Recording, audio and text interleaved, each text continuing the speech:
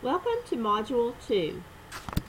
In this module, we are going to discuss organizational environment, organizational growth, and organizational governance.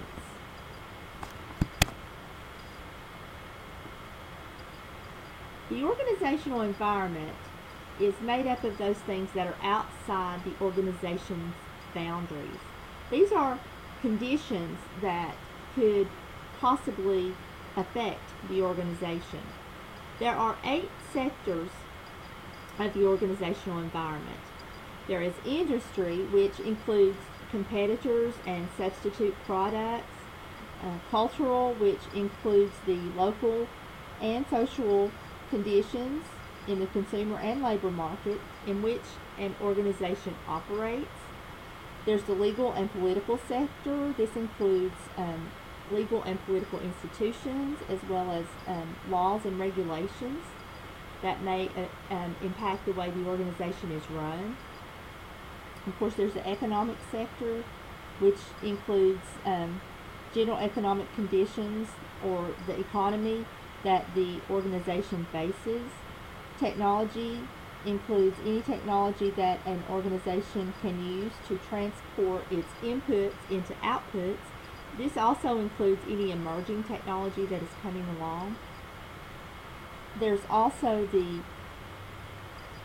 human resource sector, which of course includes skills and labor. It can also include labor unions and organizations. There's the physical resource, which includes physical conditions. That would include natural disasters, natural catastrophes, any kind of weather, any terrain where the organization might be located. And also there is the consumer and client sector, which is the market for the organization's outputs.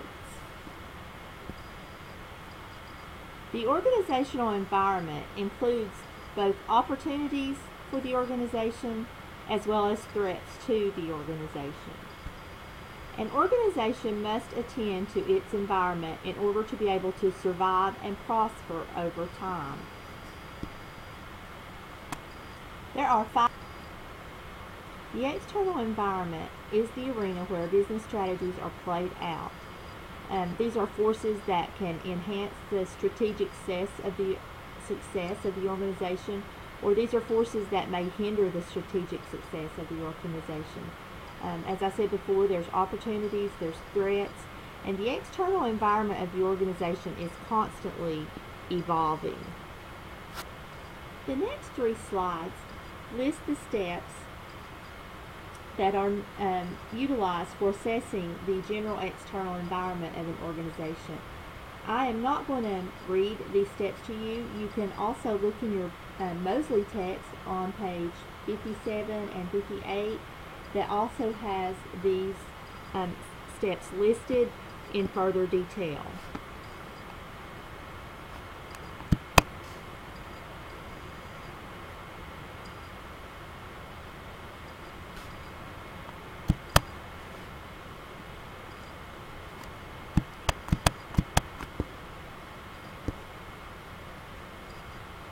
When any organization starts to look at their external environment, they have to consider the market and the market segment. And the market is, as this slide says, a large group of actual potential customers. And so if for us as nurses, if we think of this in regards to the hospital, then we're going to think of who are our potential customers at the hospital. And we could think of patients. And we could think of patients within the nearby location and in close proximity to our hospital. So any people living in that area may be potential patients that would come into our hospital. And then you also break that down into the market segment, which is a segment within our potential market. And that's a subgroup within the larger market.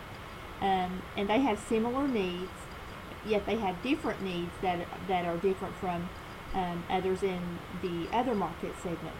So when I think about that in regards to a hospital or healthcare, I think about we could consider we would have different market segment or subgroups of different sorts of patients. We might think of our OB patients and our women that are within childbearing years that may become pregnant and come in for maternity care. We may consider patients with chronic diseases such as diabetes or COPD that may come in or to be treated in the hospital. So if you think about it in that way, maybe that will help you to break it down just a little bit and think about the difference between a market and a market segment, and especially in looking at it in that way in regards to a healthcare organization.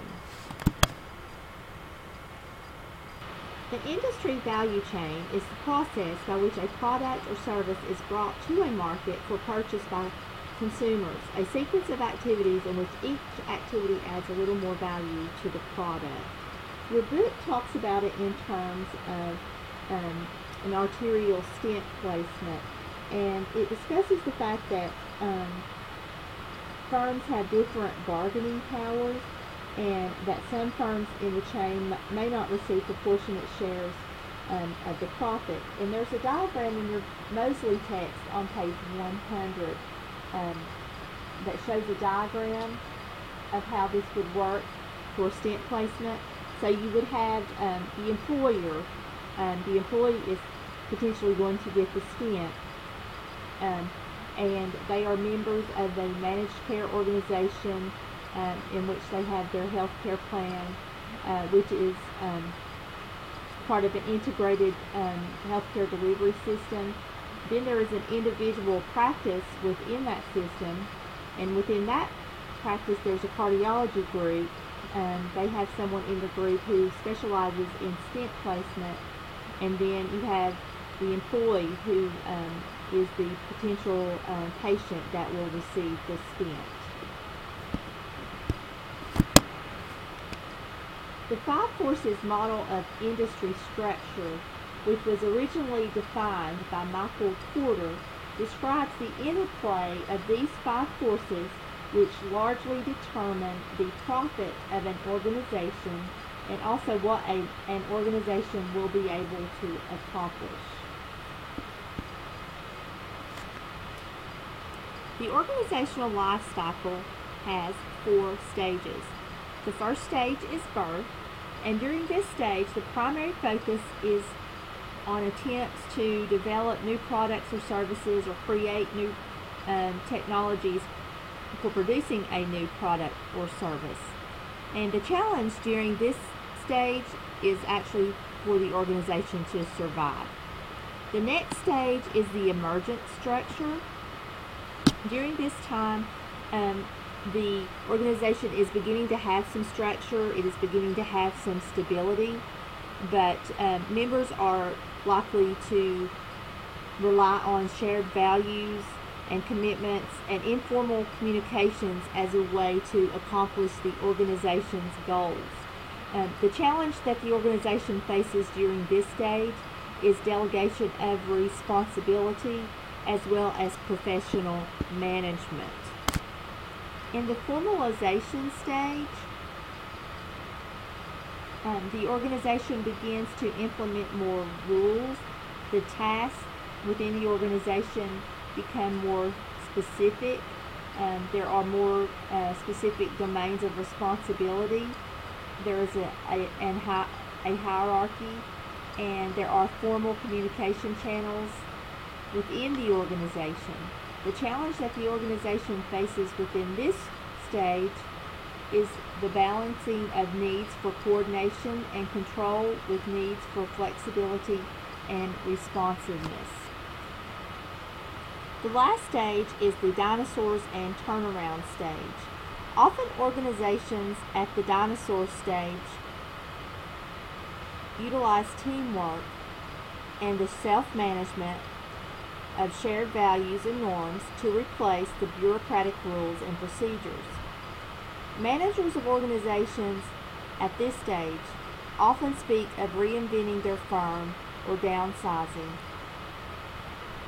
re-engineering, or they also talk of other ways that they might be able to restructure the organization to better fit its environment and its internal conditions.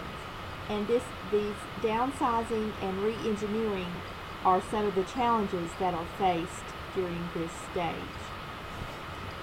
In regards to organizational control, there are two organization economics theories, the agency theory and the transaction cost economics.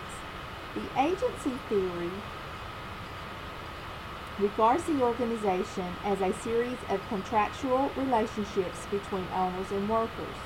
Potential owners invest in firms to increase their wealth. This ownership may be through stock ownership in a publicly traded company or through direct ownership. The transaction cost theorists view the organization as a series of transactions. Transactions are exchanges of goods and services among individuals and organizations. The firm has transactions with suppliers, with labor, or with customers. It is important to remember that organizational leaders can adapt their organizations to meet the environmental demands and even change the very environment that they face.